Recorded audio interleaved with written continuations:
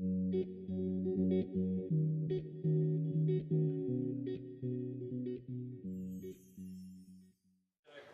as ever. Next up is Chester Wilmot. He's going to be talking about his academy, Kanisa Academy, and I think he's going to be sharing this academy and some of the members of the academy. Okay, thanks, Chester.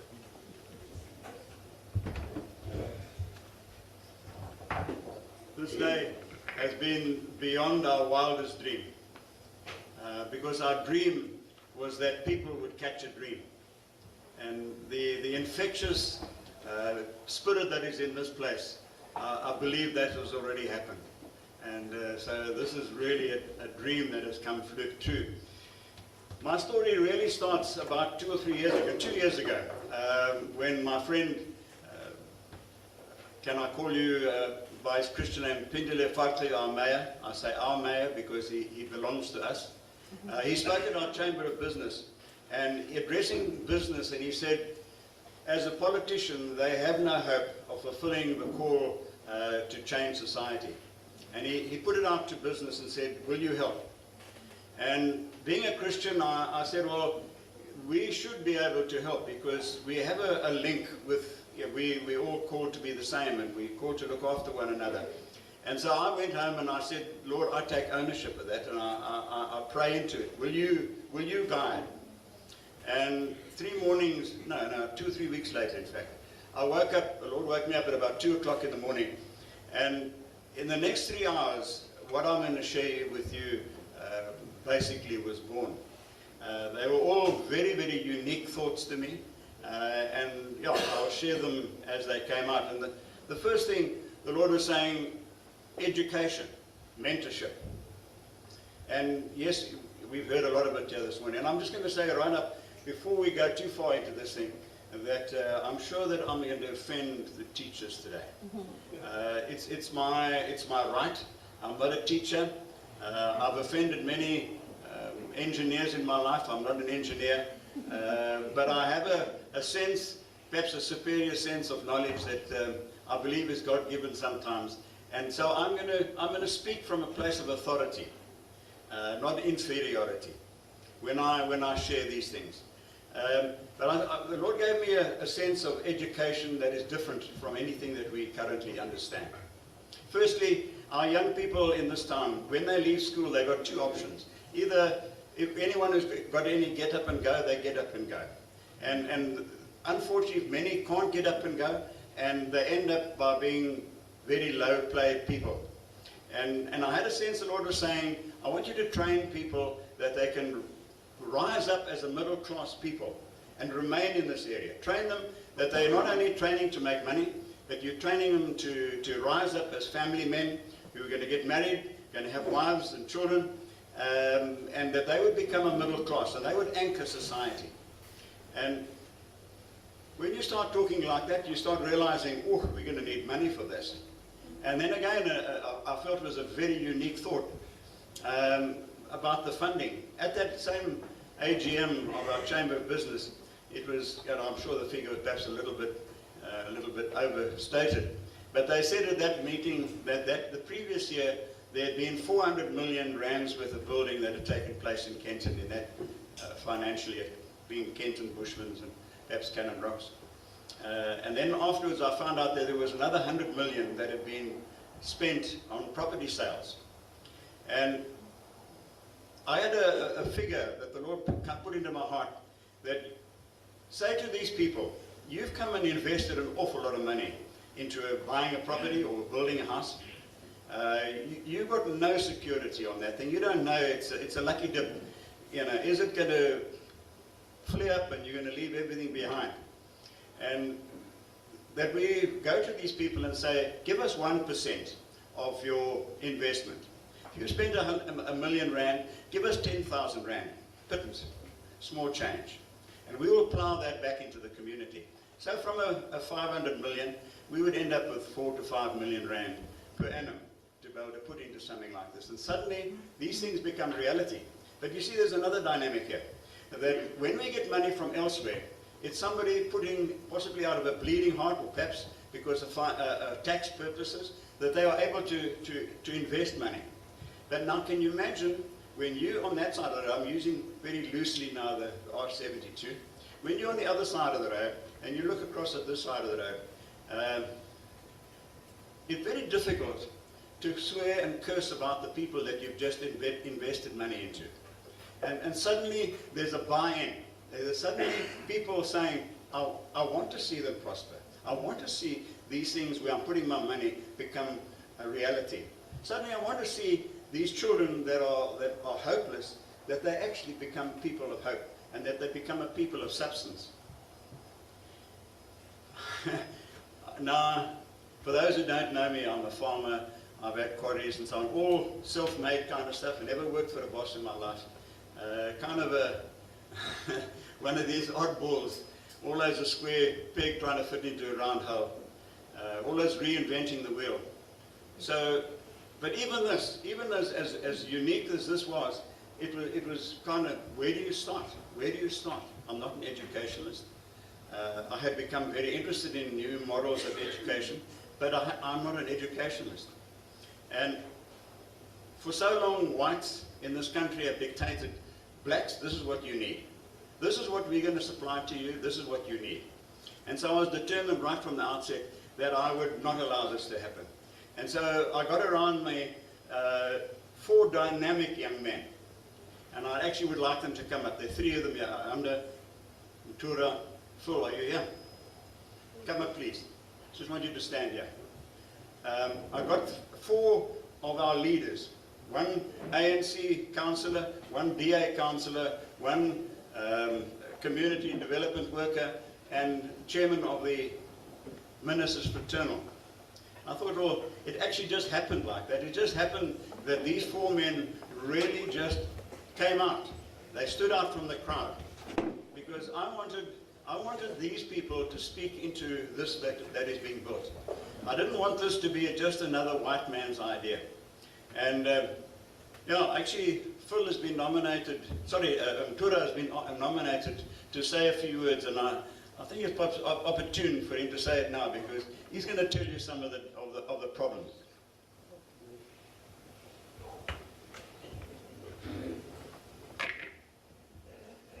Good afternoon, everybody.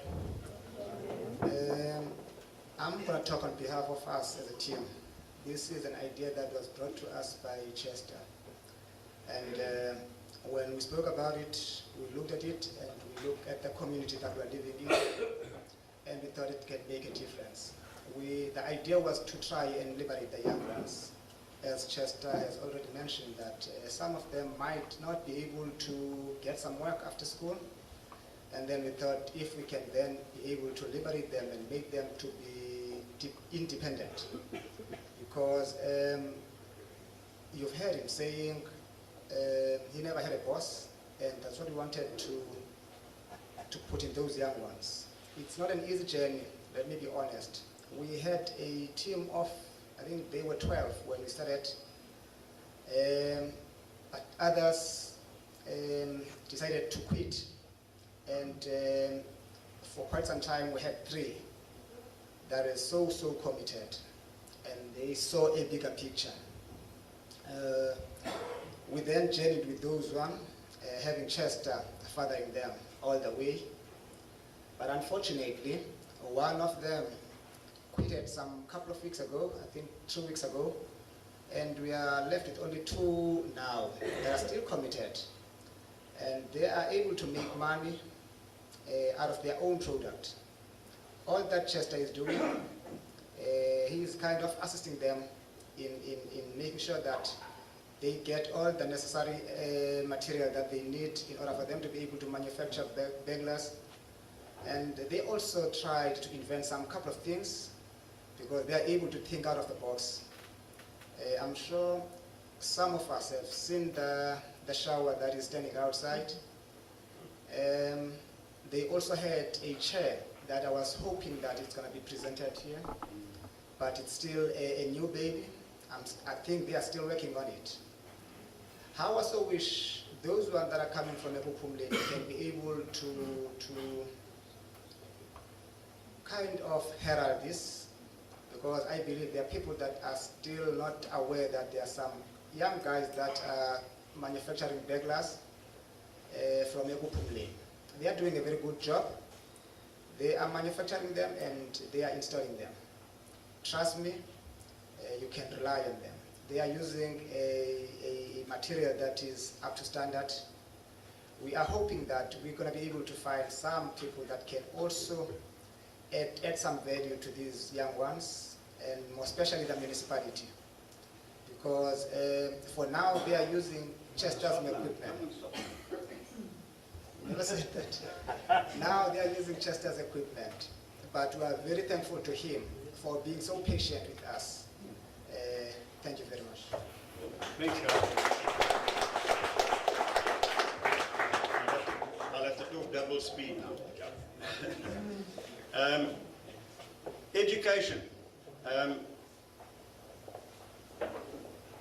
What is sorely needed in this country, like any other country in the world, there's statistics that in the next number of years, worldwide, there's going to be an 80% unemployment because of all of the IT and the robotic systems and so on, that even in the industrial world, 80% of people will be unemployed. That just was a matter of interest. Our students were working on a house that hopefully one day will become our headquarters. The idea is that, trying to cut this short now because I'm going to run out of time for sure. We've got to train people that are not ever going to grow up with the sense that I am going to look for employment. And I had a terrible conversation with Professor Dirk Meyeren a little while ago because he really put the cat amongst the pigeons. I had this vision that we'd be able to train up these young men, and he looked at me with a forlorn look in his face, and he shook his head and he said, Chester, you've got a very small chance of that happening, working with people that have left school already. So I said, what age do you start? And he said, as young as possible. And I said, how as young as possible? He said, as young as possible. and hearing this morning, you know, this incredible fund and so on, and the thought about all of this preschool and so on, I've done, you know, in my own way, I've done an incredible lot of research into what is happening worldwide. As people are looking at this unemployment situation, realizing that the children, I've got a little grandson who's 9 months old, he will come into the business world in 2040. And he will be operating in systems that are possibly 20 years away from being invented. Now, how can you educate somebody who's going to be working with systems that are still 20 years away from being invented? Now, the only way that I see it is that you've got to have people that think completely out of the box. They were never going to think that they're going to be employed. They're going to be self-starters. They're going to be the product of their own destiny. And what is at the end of the day? Even these guys that we're teaching here now, we are teaching them a skill, but the end product is not the skill. The end product is that they become people of stature that can handle themselves and go into life. And children, sorry I'm going to say it, but I found that many of the children that you see in the township, the one word that is used most often is tula yangala. Children must sit down and keep quiet. And they're not given an opportunity to express themselves. You know, there's an old adage that they say, if you've got 10 Jews, you have 20 opinions. Because their children have been allowed to have an opinion. And our children generally are no longer have opinions. It's changing, but I'm going to call it is. And our mayor and my friends have given me permission to speak about these things. There are areas that we actually have to change. We have to look at them and say, these are realities. We've got to understand that these young guys are battling to open an industry within our own township. You know why? Because the local people would rather have a Zimbabwean make their burglar bars than these guys, because of a system that doesn't want to allow people from within the community to rise up. And it's not just, what do you call it? Yeah, it's a cultural thing. That you can't climb up, we're all on the same level. Now these are huge issues and they are never addressed, but I've been given permission to address it. And we as a people, we have to change, I've had to change. I was called Boss Chester from when I was so big. I never had another name. I was always superior, and we've had to change. And we can't say, well, that was my culture. Yes, it was my culture, but it's no longer. I just want to say another thing. Why are we so protective of our education system? I had a lovely analogy the other day. Why are we all put through this sausage machine? And it started with the colonial era, when somebody wanted to communicate from London to a little guy in Hong Kong or in some American island. He wanted to know that when he sent a message, a person on the other end would be able to understand that message and identify with it exactly. So everyone had to have a level of understanding. That is no longer needed. We've got the internet. If I want to go and look at history, I just go and look on the internet. There's a common format already. But what we need individuals, the young children, to rise up in their God-given talents. That at the moment, schools tend to rise up bring them up to a level in their weaknesses, where God gives us talents that we can excel. And it means very, very low teacher-student ratios. I think by now but I have a passion. I have a passion, and just like Martin Luther King said, I've been up the mountain, I've seen on the other side.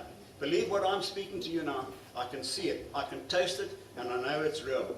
And I'm going to say to you in closing that we all leave a legacy. Some of us are going to leave legacies. We think we've got children, and we need to leave them inheritances and so on. I'll tell you the legacy that we need, that we leave our children with a hope and a future. Walter here, what he's been accomplishing has been his wife and children will tell that it's been a difficult road. He's had to sacrifice to get to where he is. But he's leaving a legacy. And I say to you, are you prepared to leave a legacy? Are you prepared to take ownership of this thing that we call home? Are you prepared to take ownership of, it's not my problem, it's the government's problem, etc.? Are we prepared to say, yes, it's me? Thank you.